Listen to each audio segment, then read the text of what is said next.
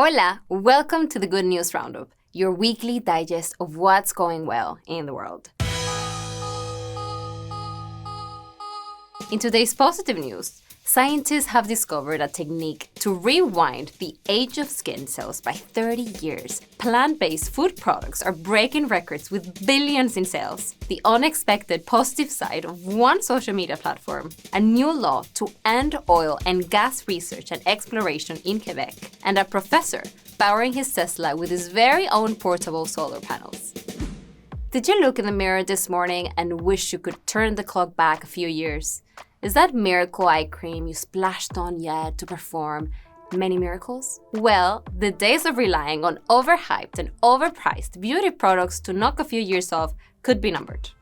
A new technique developed by the Brighten Institute, a life sciences research institution and partner of the University of Cambridge, has rewound the biological clock of skin cells by 30 years. The rejuvenated cells showed signs of behaving more like youthful cells in experiments that simulated a skin wound. And the really good news is that this research could have a positive impact far beyond urbanity. The techniques could be used in regenerative medicine to tackle problems of aging, including aches, pains, illness, and a slower capacity to heal. Now, in the longer term, there's two areas that we want to think about. The first is which other cell types we might be able to do this on. So for now, we've only done it on skin, but maybe in the future we can do it on liver cells or heart, muscle, any cells in which functionality declines with age. Now, in the even longer term, we could discover genes that rejuvenate the cells in a safe fashion. The cell they have managed to rejuvenate is called a fibroblast. It produces collagen, which is a molecule not only found on the skin, but also in our bones, tendons, and ligaments, helping provide structure to tissues and heal wounds. Fibroblasts move into areas that need to be repaired. Researchers tested the partially rejuvenated cells by creating an artificial cut in a layer of cells in a dish. They found that their younger fibroblasts move into the gap faster than the older cells. They say this is a promising sign. So treatments could be around the corner that will help people stay healthier and live fuller lives for longer, with the added bonus of a youthful glow. In the US, sales of plant-based foods grew 6.2% in 2021, bringing the total plant-based market value to an all-time high of $7.4 billion. This is good news because according to United Nations, data shows us that livestock supply chains to produce meat, eggs, and milk are a huge contributor to climate change.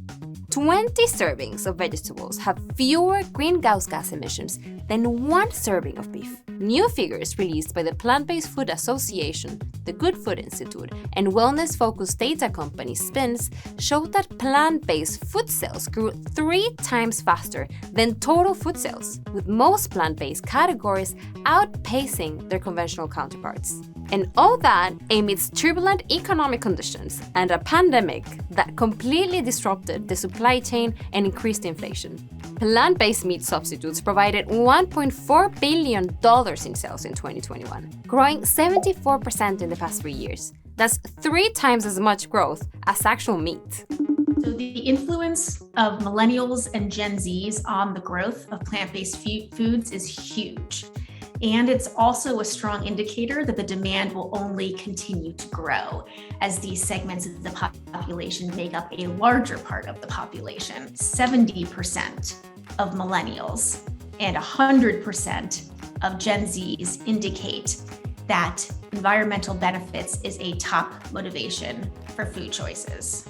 62% of US households, that's 79 million people, are now buying plant-based products. And the plant-based movement extends beyond the US. Last year, an EU-funded project also reported a 49% growth in Europeans' consumption of plant-based foods in a period of just 2 years. Diversifying our diets with plant-based alternatives to meat and dairy means a more sustainable food system and a healthier planet. And more of us are putting our money where our mouths are to achieve that. We've all seen the headlines lamenting the many ways social media has apparently ruined a generation. They don't play outside, they don't speak to each other in real life, they've got the concentration span of a goldfish. Well, there's a twist in that tale we bet you didn't see coming. Social media is making teenagers read more.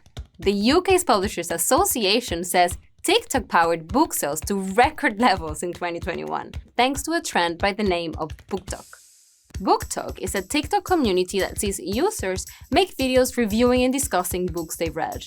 The Publishers Association said that 4 out of the 5 bestsellers for young adults in 2021 were driven by the BookTok trend. No, and it's not just about the thrill of the new, another criticism often heard about social media and its obsession with trends.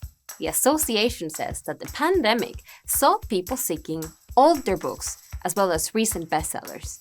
Emily Marner from publisher Bonnie said We Were Liars, a novel published back in 2014, which became popular on the TikTok scene, sold 4 times more copies last year than it had in total since it came out. So it seems sometimes the poison really is the cure. And now even more good news for the planet, this time from Canada. Quebec has adopted a law to end oil and gas research and exploration, becoming the first jurisdiction in the world to do so. The government's new bill puts an end to all hydrocarbon exploration and development activities in Quebec. This comes after decades of campaigning by environmental organizations and citizens groups. In Quebec, as of now, we do not exploit oil, we do not exploit gas. There were projects in the past, but the citizens regrouped and stopped those projects. It's definitely a big win for climate activists. It's a big win for citizens. This is a citizen victory. So this is a big news for Quebec, big news for the world, because we hope that Quebec will influence other jurisdictions to move forward with such legislations themselves. Last year, Quebec joined the Beyond Oil and Gas Alliance, a group of countries, provinces, and states committed to ending new fossil fuel exploration. It is the first member of the alliance to pass this type of legislation. Canada is among the top 5 oil producers in the world, so a decision like this one, coming from a state member, sends a powerful signal. And now over to Australia, where a physics professor has invented a way to solar power his own electric car. To test his theory, Dasser will use 18 solar panels he has designed himself to power a 1,500-kilometer journey around Australia in a Tesla electric car. There's all the details that we're really interested in around the printed solar technology. How will it last during the journey, unrolling, how will the charging characteristics work in various parts of Australia. We're taking a vehicle to the remotest parts of Australia, probably even the remotest parts of the world, and taking and charging it with a lightweight technology that can generate electricity from sunlight. His printed panels are very lightweight compared with the usual bulky solar cells, allowing his energy system to be rolled up and stored in the back of the car. His panels were printed on commercial printers originally used for manufacturing wine labels at just €7 per square meter. Dasser hopes that the Australian-made product will inspire locals to think again about the potential of solar energy in a country much criticized for being overly dependent on fossil fuels. And what does Elon Musk, CEO of Tesla, think of the experiment? I hope that if he finds out about it, Elon Musk will be very pleased, showing how our innovative technology is now combining with his developments to develop new solutions for the planet. If you've enjoyed our roundup and want to hear more good news, subscribe to our YouTube channel. Let us know in the comments and share our stories with your friends. Good news travels fast, and if you've got a positive story you think we should share, send it to us by commenting below. And remember, some news can be good news.